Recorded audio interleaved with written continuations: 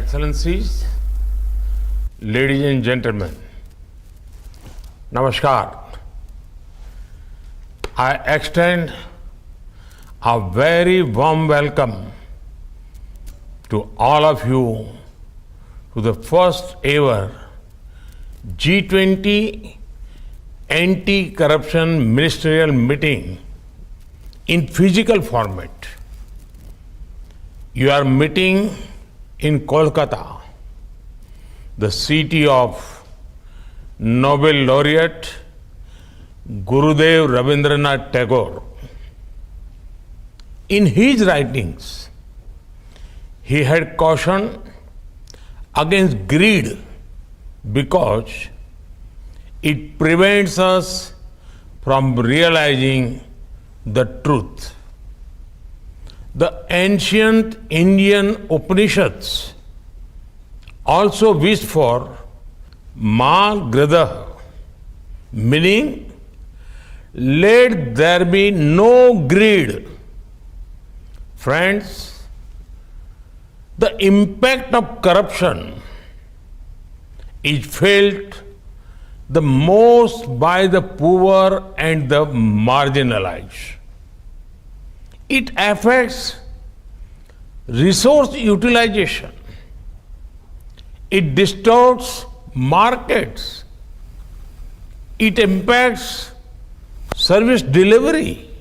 And ultimately, it diminishes people's quality of life. In the Arthashastra, Kautilya asserts that government's duty is to enhance the state's resources to maximize the welfare of its people. Achieving this goal requires combating corruption, and that is why fighting corruption is our sacred duty to our people. Friends, India has a strict policy of zero tolerance against corruption. We are leveraging technology and e-governance to create a transparent and accountable ecosystem. Leakages and gaps in welfare schemes and government projects are being plugged. Hundreds of million people in India have received direct benefit transfers into their bank accounts.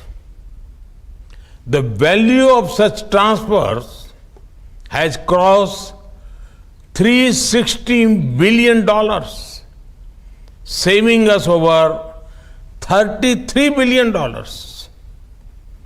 We have also simplified various procedures for businesses.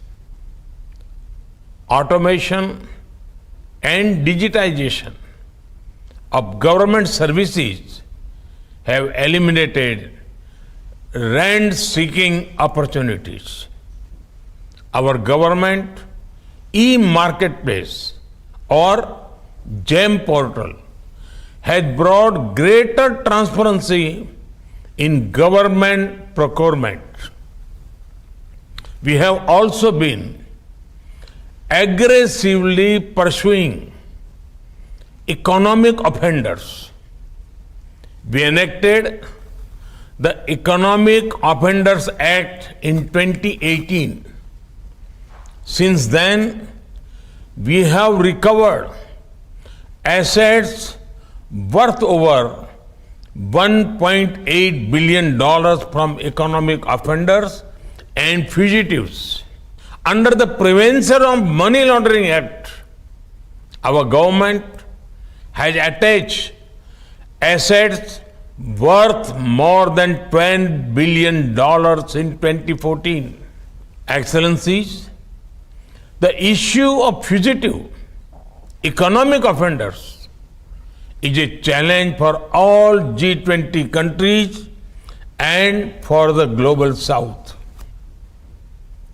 At my very first G20 summit in 2014, I had spoken on this very issue. At the G20 summit in 2018, I presented a 9-point agenda for action against fugitive economic offenders and for asset recovery. And I'm pleased to note that decisive steps are being taken by your group.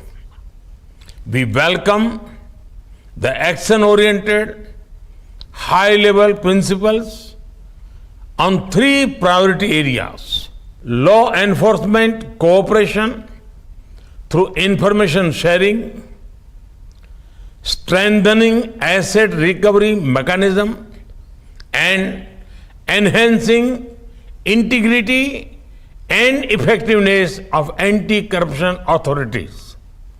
I am glad that an understanding has been reached on informal cooperation between law enforcement agencies. It will prevent criminals from exploiting legal loopholes when crossing borders. Timely asset tracing and identification of proceeds of crime is equally important. We also need to encourage countries to enhance the domestic asset recovery mechanism. To expedite the recovery of foreign assets, G20 countries can set an example by using non-conviction based confiscations. This will ensure swift return and extradition of criminals after due judicial processes. And it will send a strong signal about our joint fight against corruption. Excellencies, at G20, our collective efforts can significantly support the fight against corruption. We can make a difference through enhanced international cooperation and implementation of robust measures that addresses the root cause of corruption. We also need to give due regard to the role of audit institution in our fight against corruption. Above all, besides strengthening our administrative and legal system, we must foster a culture of ethics and integrity in our value system. Only by doing so can we lay the foundation for a just and sustainable society. I wish you all a productive and successful meeting. Namaskar.